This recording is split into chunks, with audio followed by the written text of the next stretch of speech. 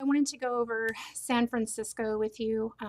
I'm really pleased with your answers to this very short story. Sometimes students struggle with this story because it's so short. It's a little different from things that we're used to reading.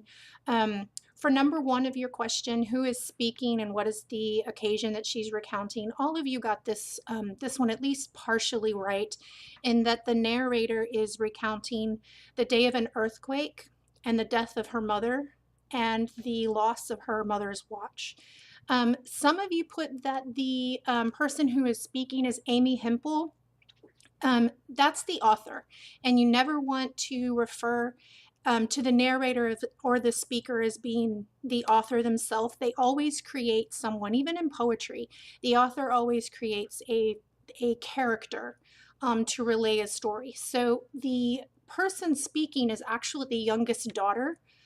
We can just call this the speaker or the narrator or Mady's sister. If you put any of those, that's the answer I was looking for. The speaker and her family live in San Francisco. The speaker is the youngest in her family. She is living, at the time of this story, she is living with the fact that she is the person who found her dead mother. She literally found her dead mother's body. But she's also dealing with the accusations from her sister Mady that she has stolen the watch. At the telling of the story, the family consists of the dad, the oldest sister, Mady, and the younger sister, the narrator. What we know is that the speaker is female, and from her tone, we can gather that she has a rather sarcastic personality, and she has a pretty good sense of humor. We can also gather from her dialogue to her deceased mother. This is really important on this story and what makes it so powerful, in my opinion. Um, I'm very fortunate I haven't lost a parent. Both my parents are living. But I do know that when we have someone really close to us, like a family member pass away, it's very common to need that connection that is now gone with that deceased person. And so a lot of times people will actually speak to the person that has passed on. We see this when people visit grave sites and stuff like that. Like they're actually speaking to the person who's passed on. And this is what our narrator is doing with her mom. She and her mother were very close, and so she's talking to her dead mother. That's who the you is in this story. Her sister Mady appears to have some kind of emotional issue. We know this because during the earthquake, she's having an appointment with her psychiatrist discussing how she feels. Um, because of her obsessive questioning about the watch, we could also assume possibly that Mady might be fairly materialistic and maybe even greedy. Um, and then the way that she immediately suspects her younger sister of stealing the watch also displays a fair amount of bitterness, mistrust, or disdain between the two sisters. We can definitely, at a very minimum, sense a sense of sibling rivalry between the two. The speaker's father is mentioned very briefly, but we can safely assume that he is actively present in the family because he's described as having lunch with his family. So the literal situation finds the speaker after an earthquake, and she's discussing the whereabouts of her now dead mother's watch. Because the speaker is the one who found her mother when she has passed, she is facing questions from Mady. The speaker acts as if she doesn't care and is unbothered by this, but she cares much more than what she's letting on.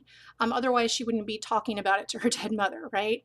Mady is talking of claiming responsibility, but the speaker is the one who actually found her mother. And the speaker feels like that should account for some level of responsibility. Where was her sister? Where was Mady when her mother died? And that's a question that the speaker actually asks. The narrator seems to feel bitter and annoyed by her sister's accusations at a time that should be spent grieving because they've just lost their mother. The first person point of view, y'all did really well with this question. The first person point of view creates an intimate interpretation of the story because we are getting inside the mind and feelings of one person. This helps us emotionally connect with what the narrator is feeling during this moment of her life. In third person, the reader receives an insight of multiple characters. Most of you mentioned this, so good job.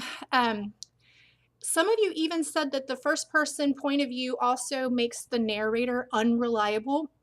This would be true, but it's usually more true with instances where the narrator has some kind of mental issue themselves. And we don't really see this from this particular narrator. We don't see, if anything, if this were told from Mady's point of view, that would be an unreliable narrator because we know that she has to go to psychiatrist. So in this case, the person point of view allows the reader to know the exact thoughts of the speaker as if we're reliving this moment with her through her eyes. The wordplay with time flies, fruit flies, and so on, how does this add to the story? Here the narrator is referring to when her sister states that the essence leaves the body behind it, it flies away. This play on words adds that their mother is not gone, but her body is. It is also humorous because it lets us as an audience have a laugh on Mady's expense. It shows that our speaker is witty and thinks quickly on her feet, but it also shows that Mady just doesn't get it. Time goes by quickly, just as the fruit fly has a very short lifespan. Time flies like an arrow creates a metaphor, while fruit flies like a banana is a verb for fruit flies enjoying to eat a banana. It is witty on the speaker's part, but also funny that Mady just doesn't understand the pun. The watch means very little to the sister. Discussing it, I'm sorry, very little to the speaker. So discussing it is literally as ridiculous as talking about fruit flies. The setting, all of you did really well on this one too. The setting is extremely important. San Francisco has a history of earthquakes. So if the story was set in a different place, this story as it's told, as it is, literally could not take place. The earthquake is also symbolic to the sense of utter emotional shock over the loss of the mother's death that kind of probably puts us in the emotional shakiness that the speaker is feeling at this time. How does the speaker use her words to give us a sense of how she feels? The speaker uses words with multiple meanings in order to show the multiple ideas and feelings that she is going through at this time.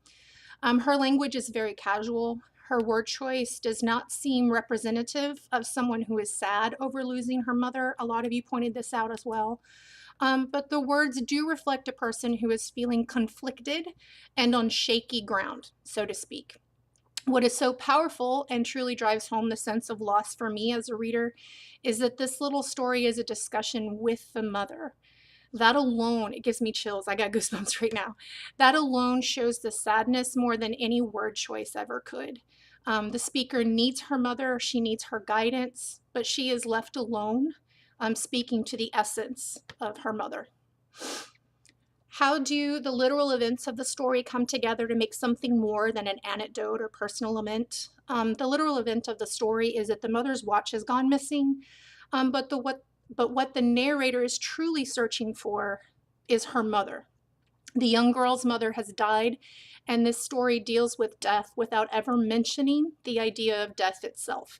Instead, death is loosely referred to as it, and requiring the reader to fill in the meaning of what it is. The whole story of losing the watch during an earthquake comes together to tell the story of the loss of the narrator's mother. In her interview, Hempel says that when she wrote this story, she felt in sync with a place that was literally shaky ground. How might the speaker have been in sync with the earthquake as well? I kind of mentioned this already in answering some of the other questions, but the speaker uses the earthquake in order to answer questions about her mother. She feels in sync with the earthquake largely because the shaky situation and giving her stable story for what happened. She keeps referring to it happened, it being the loss of her mother. The unstable situation is giving the speaker the unstable situation is giving the speaker a stable situation within her life. She is left with the loss of her mother and a botched relationship with her sister. Her world is in many ways on shaky ground. It's scary, it's unknown. and it has been thrust on her without any warning, much like an earthquake is.